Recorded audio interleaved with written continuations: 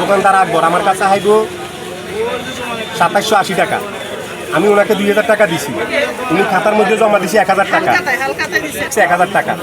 এখন খাতাতে 1000 টাকা লিখে উনি পুনর্বার আবার লিখে দিল তোমার কাছে 3780 টাকা পাবো।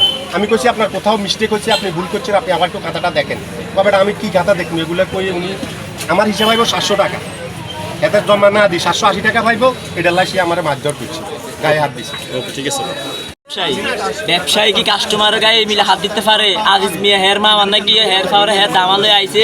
আমিও তো সাধারণ একটা মানুষ, আমি সাধারণ মানুষ। আমি যাই খাসি বিয়ের বাগিনায় আমার একটা সুপার দিয়েছি, সুপার দেওয়ার পরে হের বাগিনা যায়